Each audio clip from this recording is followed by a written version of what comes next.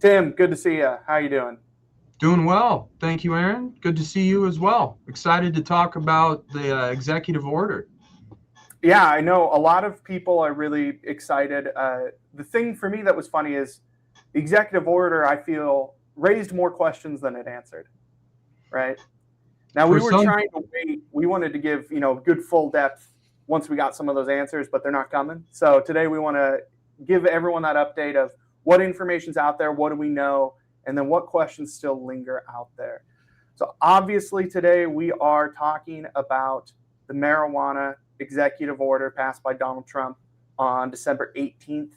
Now, again, this was a 2025 executive order, so we'll talk about timing and such. But again, this happened in the last tax year. I was hoping within a month we'd get some more updates, but this is what we know so far. So today we're gonna quick go over the biggest FAQs. We got 6 commonly asked questions. We're then gonna do an executive order recap, talk about the regulatory impact, and then I'm super excited to bring in our guest today, Mike Antonucci. He's been a client of ours, runs a dispensary down out of Eugene, great industry expert that we'll bring in here. And then we'll go into the tax impact and some of those timing things looking forward. When is everything going to get implemented? So let's start with everyone's burning questions. The first one that we've got is, does this order legalize marijuana federally? Unfortunately, no, it does not legalize it. Marijuana is still going to be federally illegal. Now, it will be the only illegal Schedule 3 substance on that list at least that I'm aware of. But again, just clarifying, it's just rescheduling. It doesn't mean that there's not immense impact, but it does not legalize marijuana in any way, shape, or form, or change any of those state laws. Now, Tim, I'll let you take this one. What do we actually care about? Does this impact 280E? absolutely. 280E will no longer apply, and businesses will be able to deduct their operating expenses, which they have not been able to do up to this point. It has been the best example of taxation without representation that I've seen in today's society and in today's tax code. So I'm really excited to level the playing field for especially these dispensaries that have not been able to deduct those operating expenses off of their tax returns. Yeah, you say taxation without representation. I say straight up theft. We've seen these dispensaries where they're, net and zero or barely making any money and they owe tax. It's like, usually if you run a business, if you lose money, you don't owe any tax. That's the one benefit. Now, the other burning question is, when does this order take effect? At this point, it has not been rescheduled as of January 20th, 2026. We're just waiting on that rescheduling to be formalized. So it's been directed that we are going to do it imminently. We are just waiting patiently for imminently. Before that, it was in the talks, but nothing, it wasn't official that we are going to reschedule it. They were just looking into it, seeing what effects. They are rescheduling it. It's just a matter of when that process is formalized and finalized. Tim, the executive order talks about medical marijuana. Does this affect retail too? Absolutely. That piggybacks on my last statement. This is huge for the marijuana industry and anybody that is involved with owning a business that sells or produces cannabis, and is probably the biggest impact that I've seen on any tax situation since I've been a professional. Yeah. I mean, I think that's just a statement to how dramatic and horrible the situation was that this little Correct. change. But I really, I don't want to get too political on this. I mean, it is a little surprising that under a Republican administration, they are pushing out this change, mostly just because it hasn't been a big Republican talking point for years. I think that's why they talk about medical so much in that executive order, is it's really, they're the same thing, right? It's treating both medical and recreational, at least tax-wise and rescheduling it. It's all the same. It's just, when you call it medical marijuana, it's a little bit easier for the people that oppose it to digest, right? Yep. And I really think that you're onto it, because all the articles that I see talk about the research that it's going to open up for marijuana and how we can use it medicinally. But Yeah, I truly think that was the Trojan horse to allow the tax code to be updated so that these businesses can operate in a legal manner yeah, within the states that have voted to legalize marijuana. absolutely. Other one, can I amend prior year returns to reflect the rule changes? As of now, our stance is no. Obviously, if that changes, we will update everyone and be pushing that out because we want to amend those returns for you and help you out. But no, it does not allow retroactive changes. My opinion is that for 2025, it will be retroactively effective because they made the executive order in 2025, but there's been no clarification. It actually hasn't even been rescheduled as of this date of this conversation. And so, really, once it's formalized, then we'll start answering those questions. If we don't get answers soon, I'm going to roll forward with the opinion that in 2025 it will be treated, but we're not going to be going and amending those years back where they have not said that's okay yet. And lastly, the unfortunate news, does this alleviate banking regulations? Unfortunately, it doesn't. I think it opens the door to the Safe Banking Act, and we'll talk about this a little bit more in depth later. But ultimately, it's just rescheduling it. It's still federally illegal, so that's where that legalization versus rescheduling does matter. They will need to do some form of legislation.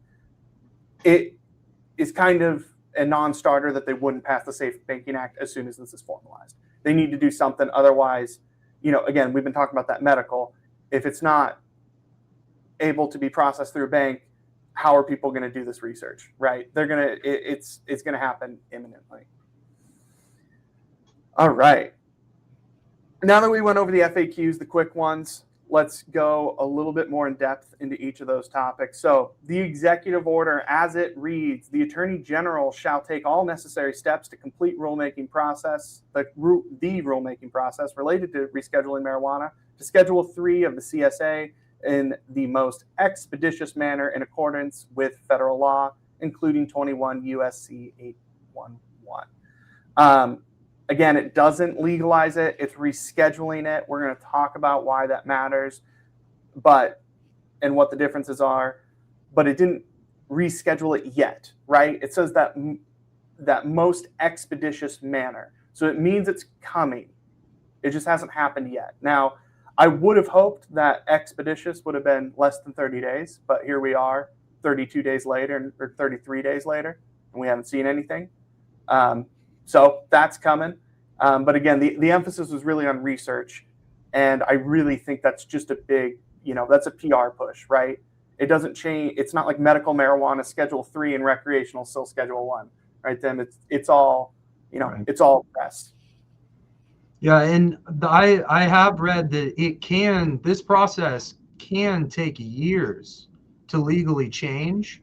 But that's where the language within the executive order, the most expeditious manner, would lead me to believe that it's going to get done within the next few months. But at this point, it really is in the hands of the bureaucracies.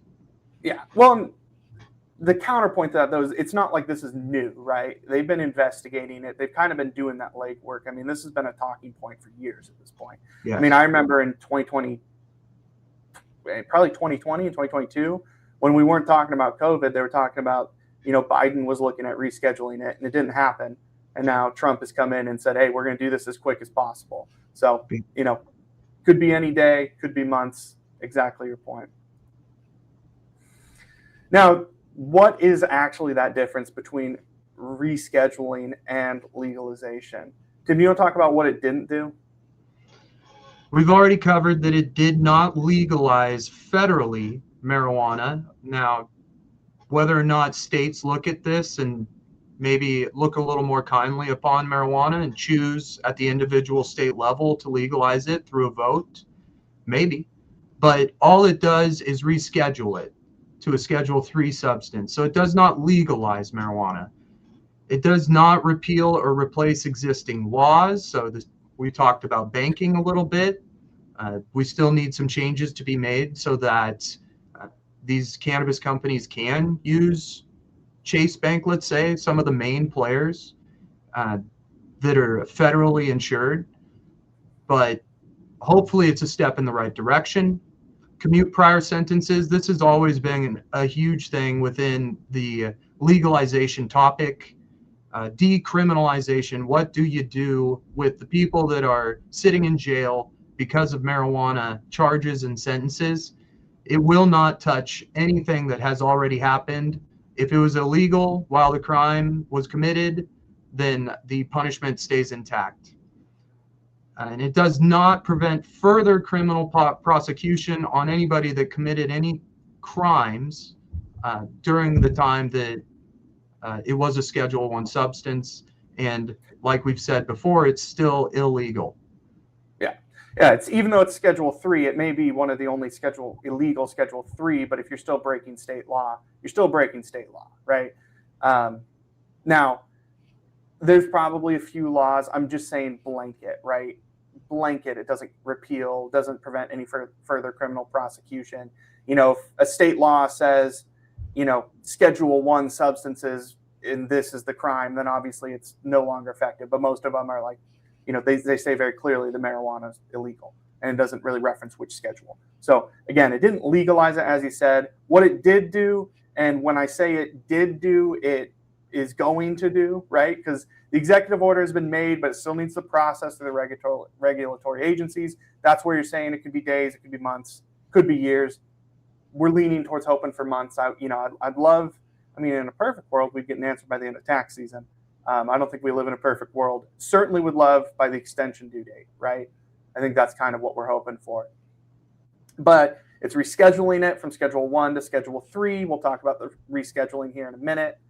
Opens the door for the Bank Safe Act for banking, which is really, that's what needs to happen for Chase to get involved, right? And we'll talk about, I think we talk about the banking later, so I don't want to get too deep into it. But again, it's still illegal. So the banks are still going to be hesitant to deal with it, even though it's not a Schedule 1 substance.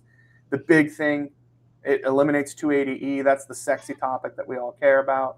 And it's going to ease research. That's what they talked about. It's the thing I probably care about the least, right? We care about the tax, but it's going to make it more medically available for research. And I think that's going to help the stigma more than anything, because that's the problem right now is you can't do the research. So then, I remember when I was growing up, they were telling us, like our teachers, like, well, if you smoke marijuana, it cuts off oxygen to your brain and it kills your brain. And it's like, where's the studies to prove or disprove that? Well, they can't do them because it'd be unethical because it's a Schedule 1 substance. All right, we've talked about that scheduling a lot. So let's actually talk about what scheduling means. So here's an example. I'm going to just go over what's in each schedule. Schedule 1, no medically accepted use and high potential abuse. Heroin, LSD, ecstasy, and marijuana. There's one of these is not like the other. Doesn't make a lot of sense that marijuana is on there. Schedule 2, some medically accepted use, still a high potential for abuse. Cocaine, methamphetamine, Vicodin, fentanyl, Adderall. Right now we're starting to see, some of the prescription painkillers that are legal in the United States, and then some, recreational that are not. And then some medically accepted use and low to moderate potential for abuse. That is what Schedule 3 is. And those examples are going to be Tylenol, codeine, ketamine, anabolic steroids, testosterone. If you notice on Schedule 3, Tylenol with codeine is a great example. These are not, drug trafficking charges. These are, this is medically used prescriptions. So can it still be regulated? Absolutely. But it does ease a lot of those restrictions. Perfect. Now, real quick, before we get on to the rest, talk about some of the tax impacts, I am really excited to introduce our guest today. His name is Mike Antonucci. He is the CEO of Space Buds out of Eugene. He is our industry expert. I'm going to let him do further introduction, but he's got a ton of experience in the cannabis industry. And he has been a great client of ours. Mike, how are you doing? Hey guys, it's good to see you. Thanks for having me and inviting me on here to talk about all this stuff. Yeah, just a little background. I'd gotten into the industry, almost around like 2003, 2004, just to start, educating people sort of on online platforms, sort of making sense out of, with all of the cannabis that's out there and all the types of cannabis that's out there, sort of what makes it medical, how is it helping people, why is it helping people, and what are the differences that actually help people. And that kind of got me really interested in it as a consumer and as an entrepreneur, and sort of decided to create more of an educational platform at the time, which I think was the most needed then. That was in California around 2009. And then realized that sort of going to different cups and events and sponsoring things, people were really interested in really what strains made a difference and how cannabis and why cannabis was helping them, what cannabis would be helping them, because it doesn't all really work the same way. So that was kind of a passion that created a niche in a dispensary model that we started. I think that was 2010. So I had a place on Ventura Boulevard and really took the idea of educating people with sort of a more modern approach to retail. And that did really well for us. The problem was, the props were all over the place back then. And in 2013, they had passed, a prop that we were on the other side of that basically had stated, had you not been open since 2007, that you would have to close. So it got really tricky, during that time. And then kind of looking at the playing field going forward, it made sense to try and find some grounds that had a more stable licensing system, which Oregon did. It's also beautiful here. And they created more of a licensing program that was more accessible and just something that you could look at and say, okay, if we go this route, you can build a business and it's not sort of built on sand or sort of not knowing what could happen, without sort of any regulated industry, as California was kind of stuck in some ways. So being in Oregon, it's allowed to sort of take that model here, recreate a brand that had a little more, I'd say Oregon was a little more open to what you could do, but that being said, facing 280E going back from those days to now has been the constant challenge, and somewhat deterrent, and sort of the darkness that creates that long dark tunnel that a lot of people have felt themselves in.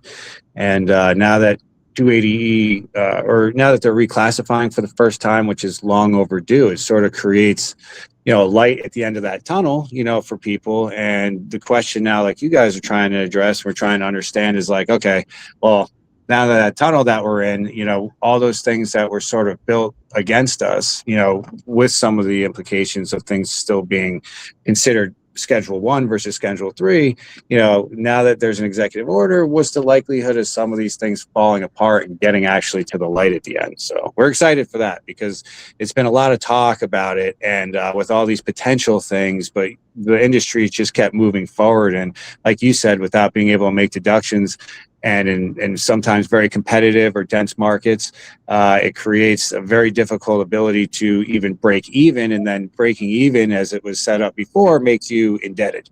So it's caused a lot of challenges. And this is very exciting, because this is the first time since I've been in this that there's really any type of actual movement to make a difference. And when it comes to medical or rec, I think, the medical side of it is very important because in the future, if it's not established with medical roots, then it can be arbitrarily turned over by another administration that says, it has no benefit to anybody. So I think being able to study it and put these things down on paper will be great to actually create roots for an industry that won't just be subject to propaganda in the future. Absolutely. Perfectly said. Yeah. One thing I think is funny, you're kind of touching on it, is I remember a couple of years ago we were talking, because you were, we heard about the Safe Banking Act, and I was like, well, hey, here's a step in the right direction. And I remember you were like, no, this doesn't do anything for us, right? Because you were like, I don't care about the banks, I care about 280E. Right. And, so go ahead. Yeah, I think it's a little funny that, now we're in the world where it's like, well, safe banking, they've been talking about that for longer, and it hasn't gotten through. And we're about to see the juicy part that matters, that 280E going away before safe banking. Well, yeah. Yeah, because I think safe banking was sort of this way to not make people realize what was going on with 280E. I think, the narrative has to be out there, and that's been very cleverly avoided because, most people or consumers, when they think about taxes, they're thinking about the sales tax that they have to pay, which it can be very high also, and it's tacked on and stacked for them. So they're thinking, oh, well, yeah, it's taxed a lot, but, it's sales tax. You guys got to pay that. They're not really thinking about, or they don't really know what 280E is, or even people working in the industry. So when you try and explain to someone that this industry hasn't been able to make regular business deductions, and if they do anything for marketing or billboarding or signage or radio or even accounting and things like that, that you can't make those deductions, you're taxed on that as income. So at the end of the year, no matter what, you're going to be in the red. And that's been a big reason why, even with a brand like Spacebuds, which I love and people respond well to it, and the idea of expanding that becomes scary, because even if you are doing sales, the way that the math is stacked against you, you're really going into the red, no matter what you do. If you do it the way that 280E is instructing you to do it. So going forward, it's going to be really exciting to just be able to run a business the way that you want to. And when it comes to safe banking, it opens up lines of credit where you're not, beholden to predatory lending because they know that you have no other options. The other thing with safe banking, it's tricky, is that it gives people this illusion that you don't have to make any more movement with 280E. And that was the thing that we were worried about. So I think logically our thoughts were, it's like, if you were to remove 280E, then naturally you would have access to safe banking. But you sort of pointed out that in this weird case, because it's still the only thing that's still federally illegal in the Schedule 3 substances, it can create that challenge. But I don't think that the banks have really not wanted to participate. They just have to cover their own butts, so to speak, because, that causes major FDIC problems with lending money to a controlled substance. They have all kinds of reasons why they can't do it, and it jeopardizes all of their other accounts. However, I'm really looking forward to a time when banks are willing to help us, because the people that have stepped out, like credit unions, actually, they're not helping us because they're charging us for all the services that regular banks would happily be signing you up for. And instead of giving you interest on your cash, they're charging you for handling your cash, which they're probably going to lend out for their bank anyway. So rather than being treated as an asset for them, they're being treated as sort of a criminal that they're doing us a favor for, and they're going to charge us the entire way and everything that other banks don't. So I hope that this opens up an opportunity for maybe some smart credit unions to get ahead of this and say, you know what, we're going to do the right thing and keep this business. Otherwise, people like Chase and Wells Fargo, whoever else, are going to understand the value of having major clients like this come on board with them, and what the advantages to their bank, and reward some of these people and incentivize them for banking with them, and then help them expand their businesses that way. So, I mean, these things have never been possible until now. So, or until they officially do this. I mean, this 280E and Schedule 3 or Schedule 1 classification has held any possibility of this up. Absolutely. Perfectly said. Yeah. One of the things I do find really interesting, it's like, I'm sure banks like Chase wants to make money. And I think you look at the recent reports, I mean, Gen Z, they're drinking less than any other generation before. Mm-hmm. And, I don't know if you guys have met anyone from Gen Z, but it's not like they don't have their own vices, right? I think part of that is there's that huge push to marijuana, that 0-calorie option. Well, the broader sense of awareness, more of a sense of health, and benefits and what they're putting in their bodies. And I think as they actually do the research, they're realizing, what stands up when you actually read between the lines. And like, even with scheduling it as class 3, I'd say, cannabis is still the one that does not belong in that category with the others. It's a natural plant and it's wonderful, but what it does for us with scheduling, I'm very happy to move it there. Absolutely. Because the other bit of it is, during COVID, when all the programs came out, PPP, ERC, because it was federally illegal, cannabis operations were unable to even apply for those. Right. Well, it That- also limits the ability to challenge anything that, like say antitrust laws or monopolizing. That's happened in many states where bigger brands go in, they buy all the licenses up, they form a trade organization, and they just to slam the door behind them. And, there's a reason why McDonald's can't say that they're the only ones that are allowed to make burgers anymore. There's a free market that should be there. And it really ties up the ability for cannabis businesses and the industry at whole to sort of fight for their rights when they really don't have a ground underneath them. Yep. And really what happened, I saw a couple of years ago, Chalice Farms. Chalice Farms was going through, they owed a lot of their associates and people that they were involved with a lot of money because they borrowed to pay for their taxes. But when those investors ran out of money, they had to start shutting down locations. And yeah, because they realize there's not really a light at the end of the tunnel. How can you operate like this? I mean, that's been the challenge with trying to raise money, personally. That's why, you can't really in good faith go to somebody and say, hey, let's invest in this, and then tell them about 280E and expect a positive outcome, and when, why would you, even for them, anyone who would invest in cannabis that, if you already had success in your own industry and you have some additional capital and you want to spread it out and you want to invest in things like people do, why do it in cannabis? It puts so much of everything that you have at risk just because it's still Schedule 1. So it also deterred a ton of private money and other people that would potentially have gotten involved with this to do it. And if they did, unbeknownst to 280E, then they're really paying the price for that. Oh yeah. Well, there's a news article that I wish I could pull it up off the top of my head, but it was kind of that chain of debt where it's just everyone in the industry, there's this cycle of, the dispensaries owed, the farms money, the farms owed a bunch of money to the government. Everyone just owed everyone money. And it's kind of like, we just need, it's like that old tale, you give one person $1 and it just pays off all the debt for everyone because it goes in that big circle. But we've talked about it a lot, so I do want to get into that 280E and what those changes mean. So, we lost Mike there. Here we go.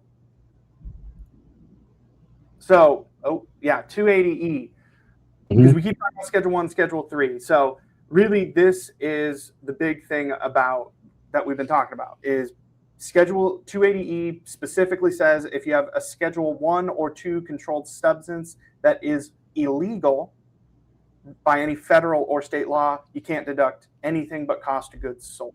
So that's why, you'll see some of those, like those Schedule 2 ones where you're like, well, hey, wait a minute. I know that, Adderall and fentanyl, I know that the companies that are producing those, they have to be deducting operating expenses. There's no way. It's like, well, yeah, they are. It's regulated and they're doing it legally, right? You can't go dealing fentanyl on the street. That's illegal, and that's where you can't, deduct those expenses. And that's that weird realm where it's like you go to a business with a license that has a location that the state has said it is okay for you to go to this location and buy marijuana. It is perfectly legal for you to do that. And the feds 3,000 miles away are saying, yeah, but we're not going to come arrest you.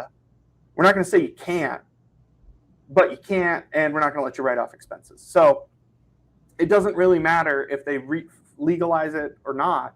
Just moving it to that Schedule 3 eliminates 280E, and then we're good, and we don't need to worry about it. I think in some ways no, the legalization effort's still going to go. I think it'll lose a little bit of steam, but again, I think from your perspective and mine, let's get who cares if it's legal or not. I just care if we can functionally use it and write off our expenses. Right. Yeah. If there was one thing at top of the wish list for cannabis and for Christmas or any year, it would be reclassification before anything else. Because that is the main thing that has been causing the biggest headaches, and it was sort of like this thing where everyone's trying to understand how to solve all of these problems of trickling flow when really without really just pointing to the dam that's been 280E for decades now at this point causing this. So if we were to take that down, it should restore the natural flow of traditional business flow, which has been the one thing we've been asking for, because it's still going to be competitive. It's still going to be tough. There's still going to be, markets that are, you're going to have to be clever, but at least it gives you a fighting chance like a traditional entrepreneurship. Yeah. Well, exactly to that, Tim and I have already been chatting. It's the big thing we care about. I mean, yeah, allowing the deductions, that's great. That's going to help you guys. From our perspective, what helps us is it opens the door for some of these conventional tax strategies. I mean, Tim and I, our slogan for Valley CFO is limit your tax liability as much as legally possible. That's what our bread and butter is. That's the mindset that we've had, throughout our training and starting our business and what we're passionate about. And then we get to these cannabis companies and it's really, the pitch is, hey, we'll get you your taxes filed without you going to prison. That's right. Kind of, and you're going to owe a lot and you will figure it out, but you'll be open. And that's like, there's no way to run a business or run an industry when really, we could be growing back a middle class in this country by just allowing it to grow into a real industry.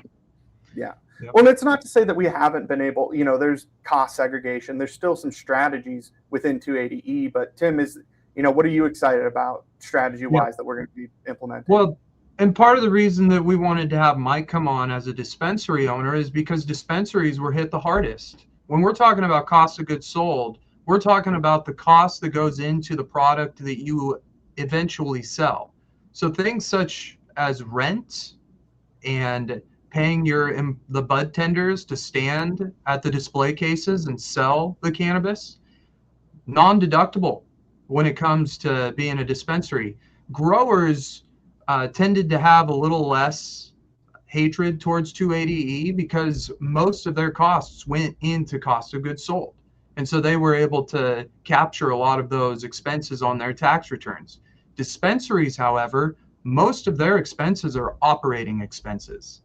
And that's where, for Mike especially, this is a really big opportunity for him to take a great brand that he's put his heart and soul into. And if you're in Eugene and you haven't been to Space Buds, you got to stop by it. It's an experience, and it's one that you're going to come back wanting to experience again and again, just because it's a fun time. So kudos to you, Mike, for being a pioneer through this time. But your opinion on the whole tax-related situation with 280E is extremely relevant because you felt it the most. Yeah, it's been very difficult. I mean, like you said, when, especially in certain markets, like, in Oregon, for example, it's a less densely populated area. And during the beginning, they didn't exactly create a 1,000-foot barrier for places. So it created a lot of license in a small area. So what does that mean? Traditionally, okay, well, it's tough. We gotta compete. So we're going to have to do things to stand out, like, market or do radio or do things like that. And in that environment, anything you're doing to reinvest in your business becomes a negative for you.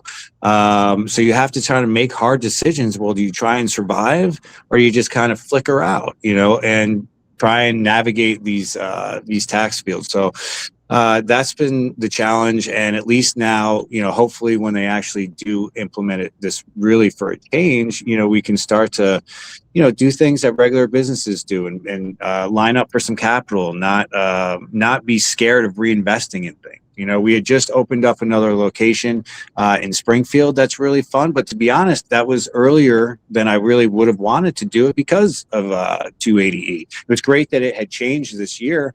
But if it wasn't for the opportunity to come up to have to do it when I had to, even with a great brand like Space Buds, 280E kind of makes you pause to thinking everything you open up, while on the surface looks to be a success, is actually a tax liability. And most people don't understand it, and 280E is over most people's heads, and they're thinking taxes are just the sales tax that we're all paying. So just getting the narrative straight on this, I think, will be great, because I think the average person and consumer that agrees that marijuana should be legal in the country, which seems to be one of the biggest consensus things that we can all agree on, don't even realize that things like this exist, like 280E, that, even accounting things you can't deduct. So it's been pretty insane, and I've been pretty surprised, shocked that a lot of people don't know about it, but then really not shocked when you understand, why, because then it would have created a much bigger push for this to change a lot longer time ago. And a lot of these tax revenues that were taken in would have been able to have been. Yeah, I don't think I've heard a single person that I've explained 280E to, and then the response is always, my favorite is, well, that can't be right. And it's like, well, Right. I mean, Shock. I would know, but it is right, and it is horrible, and I agree with you. It sounds insane. They're like, well, someone's got to change that. I'm like, yeah, they do. I'm with you. Call your senators, your Congress people. Yeah. Well, it's like, I mean, even when we've had town halls, unfortunately, I mean, they've been aware of it for a while now. It's why you said it's shocking that it kind of came from a Republican side, but it's been up there for grabs for common sensibly for 20 years. This has been since they first started doing taxes with this. There's been a major glare here that people understood was not right. Yeah, and I did read an article that said that there was a cannabis business person that got Trump's ear and walked him through what was happening with the tax situation. I don't know if Biden had that opportunity, because we do know that he was trying to get it rescheduled, got the process started. But I think part of it was just getting the information to the right person to finally push this over the line. Well, I think there was also like a look at, it seems like there was a look at just generally what was going on in taxes in the country. And now they're trying to focus on, bringing them in from outside using tariffs, on foreign countries and different trade policies, where maybe the amount that they've been taking in isn't making them feel like they have to stranglehold a new industry to reap all the taxes from it. I don't know. It's hard to say what exactly was that catalyst, because the common sense information's been there for a long time. Absolutely. Yeah. Well, speaking of common sense, let's talk about banking and, in effect, the Safe Banking Act, right? Because we've been talking about the banking doesn't get fixed with rescheduling. That's kind of the big glaring hole in this executive order. But obviously, it opens the door for the Safe Banking Act to finally get passed and pushed through. I mean, the thing, Tim and I, we were chatting about this, is the big reason the banks are hesitant is because marijuana is still illegal. So it's not even necessarily the drug trafficking charges they're worried about. They're worried about the anti-money laundering filings, because that's where Mike was referencing the credit unions are charging these exorbitant fees. It's all this bureaucratic paperwork to basically just say, hey, we're committing felonies, but we're okay with it. And you're not going to, come after us. And we're telling you that we're committing the felonies. It's kind of like 280E, right? We're telling the IRS, like, hey, we're doing something federally illegal, just helping people out. And then they don't come after you. It's a CYA for the banks.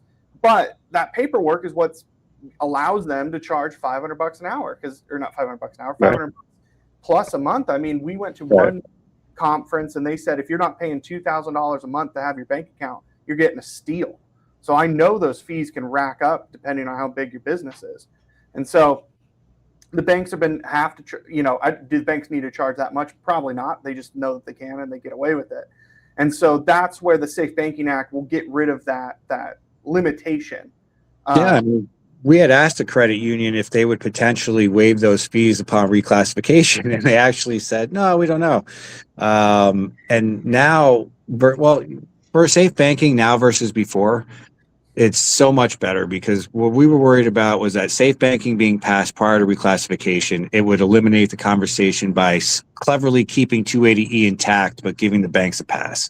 Now we don't have to worry about 280E. So whatever they have to do to allow safe banking, whether it's, create a legalized loophole or give them some kind of guidance in a Safe Banking Act, that's okay, because it just allows the process to happen, and it doesn't sort of keep this 280E tax code that people don't really know about strong and going, and then everyone thinking the problems are solved.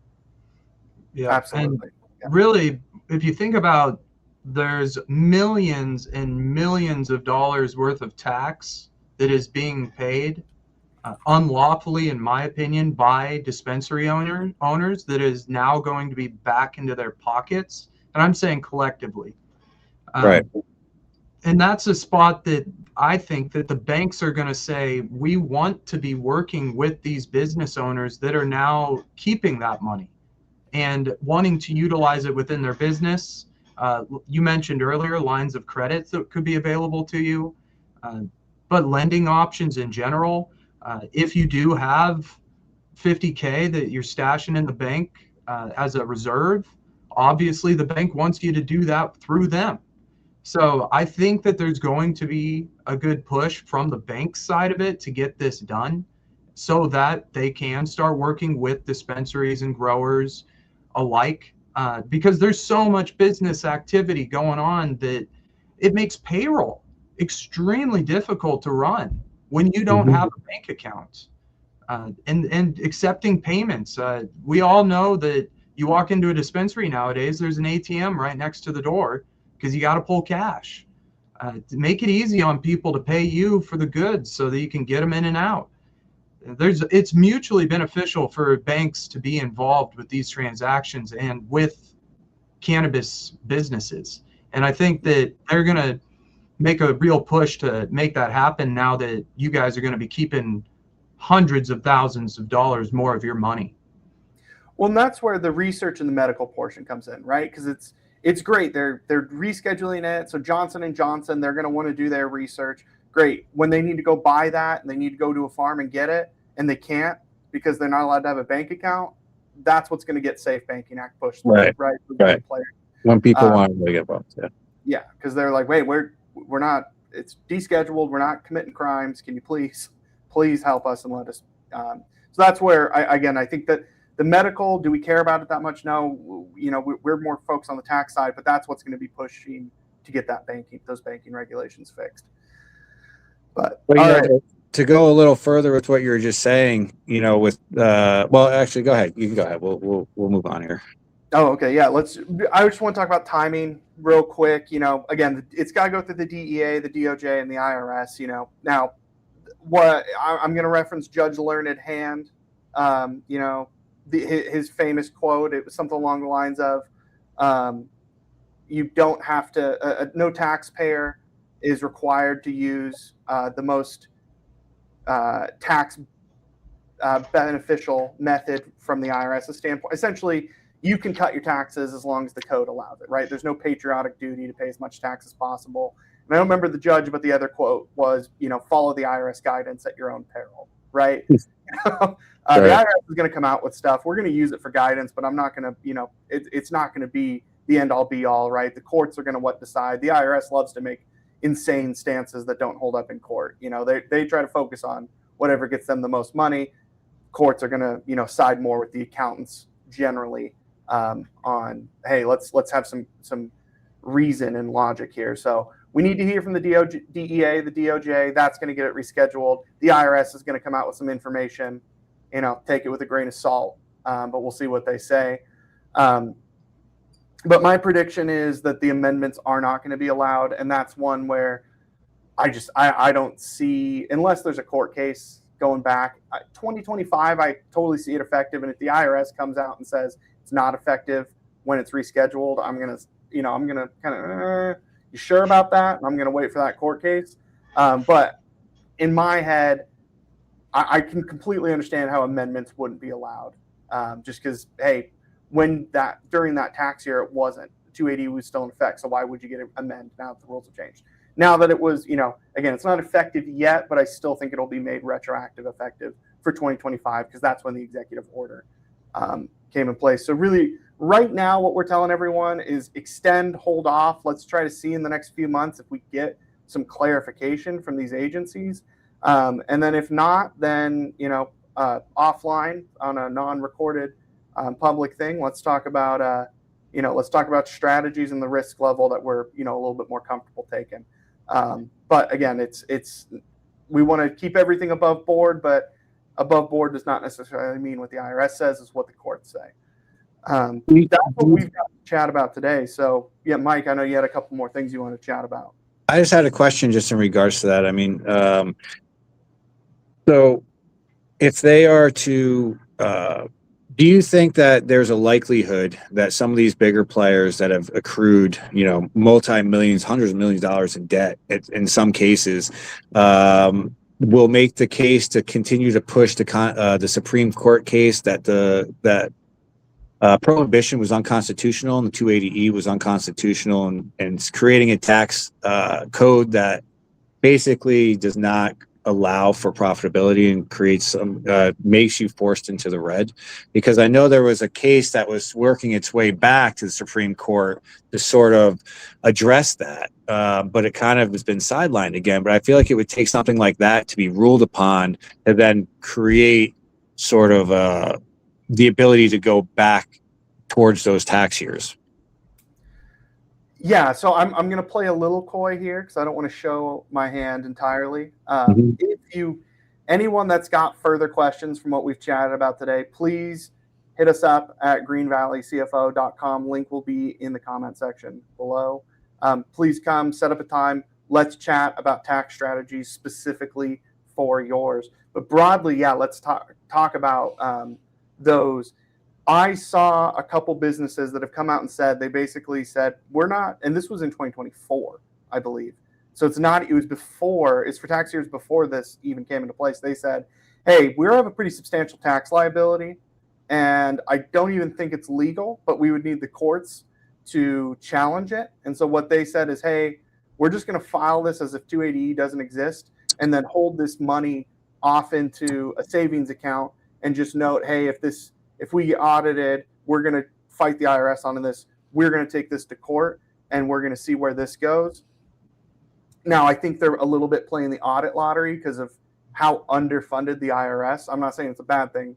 I think we could talk about the fine line of, when I call in and they owe me 10 grand and I can't get someone on the phone to get me my money back. That's problematic, but audit rates are at an all-time low. And so I question whether there's even going to be the fight, because I don't know if they have the resources to fight it. But that's what I'm seeing some of these larger players are. And I think that's the more likely case, is they're just going to say, hey, I don't agree with 280E. I'm going to file as if it's not. You want to take us to court? Let's let the courts decide it. I think that's probably the more the path of least resistance for us seeing some change, and where that might actually see some court action is something like that. But I've seen multiple of the larger player. I mean, I saw one that said they had 38 million set aside. Wow.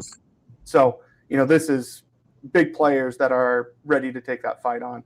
And that's, famous saying that Tim and I always say, pigs get fed, hogs get slaughtered, right?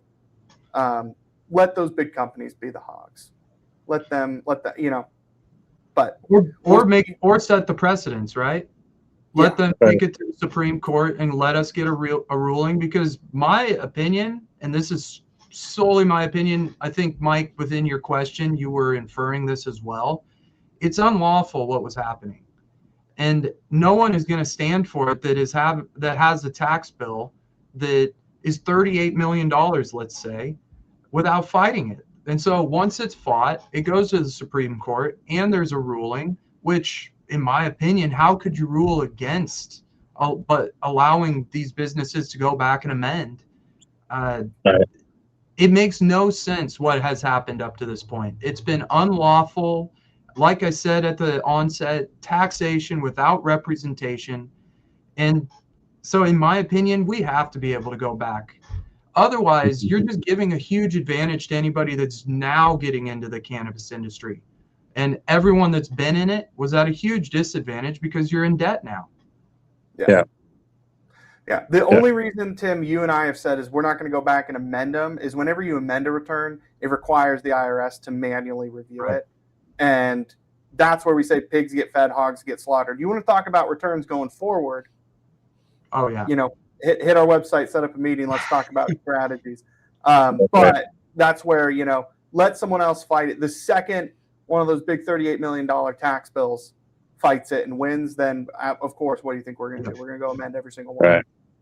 Get the precedent. One thing I thought would be worth mentioning, that I think would be great for, people that have been struggling in different markets, especially one like Oregon, is, as people know, we're sort of notoriously consumer friendly on prices. A lot of that's because, the market's been super, they've allowed so much overproduction, really, because it's a state that is poised to grow outdoor, and they've been doing it for a long time. So Oregon is a state that, is, while it's scarcely populated, produces enough cannabis to probably supply multiple states. And that's come up in the past with legislation in Oregon, where they've basically created the ability to opt in to export as long as somebody somewhere can opt in to import. Now, that has been something that has gone against the grain of medical marijuana since its inception, right? The one thing you could never do is transport across state lines. Now, since then, it's kind of created this natural sort of problem that you can look at with the natural solution, which is you have all these states that are coming online that are sort of like the desert needing water, and then you have a state that's got all this water, but they can't send it anywhere. Well, this should sort of change that, and some of these companies that have been really struggling with overproduction and driving their sales into the ground, this should really kind of create a real light at the end of their tunnel, potentially by allowing them to ship to other states without having to reset up the whole business in an entirely new state again, because that's something that 280E was forcing people to do. If you wanted to bring your edible company from Oregon to California or another state, you'd have to literally recreate your entire operation again instead of just creating a warehouse to ship from. So people that have been sort of struggling with an abundance of products and nothing, and being forced to sell it for crazy prices, I think are going to start to get a little power back when markets open up and other states open up. And that should be, it'll solve some problems, but it'll create some other interesting market changes. Yeah. Well, and I definitely know, I mean, the growers are going to be excited to hear that for sure. Because again, it's the prices that I went to especially in Oregon. This is really more of an Oregon problem. I think, Yeah. There's the problems everywhere. I mean, California. But our problem will become a solution for many people. Yeah. And I think there's a lot of opportunity in Oregon and where just Oregon in general, we've seen a lot of that agriculture, those jobs go away. I think it's a big opportunity for those agriculture jobs to come back into Oregon and, big somebody from that. Yeah, and if you're looking to really get involved in this industry as a potential supplier for when a major company comes online, like Coca-Cola, for example, it's like, hey, we want to make CBD soda and we have to source it from somewhere. There's only going to be so many markets that can sustain volume like that. And Oregon is one of them now, but it's just been it's worked towards its detriment because it's closed borders. Oh, absolutely. So that should be really interesting. It'd be a really good thing for the state and the people that have been able to ride it out, and an attractive market for people looking to enter that aspect of the industry.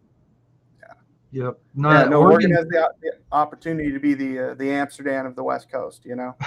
Beer, weed, and strippers. It's the three things big Portland will be known by.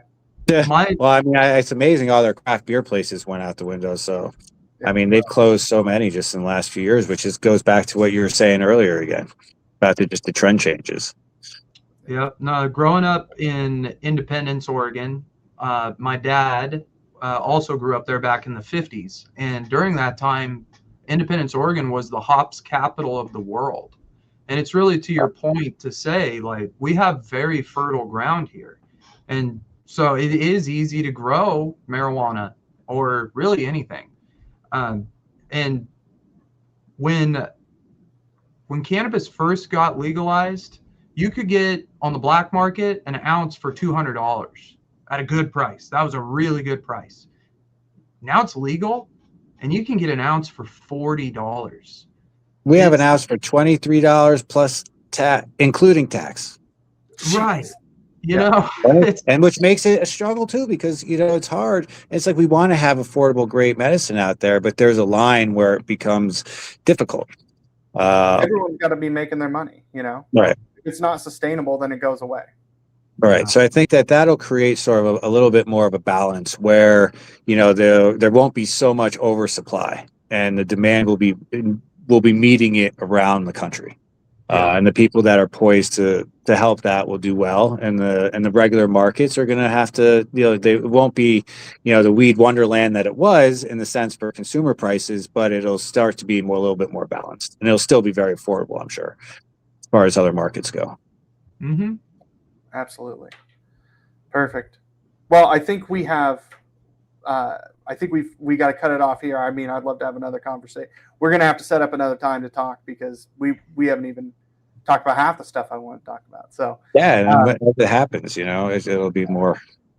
Yeah. So we'll keep everyone updated. If you got questions in the meantime, please reach out.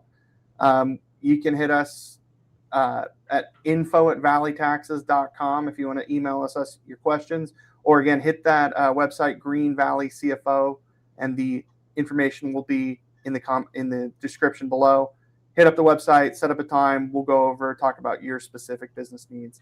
And in the meantime, take it easy, and we'll talk to you guys soon. Thanks, guys. Thanks, Mike.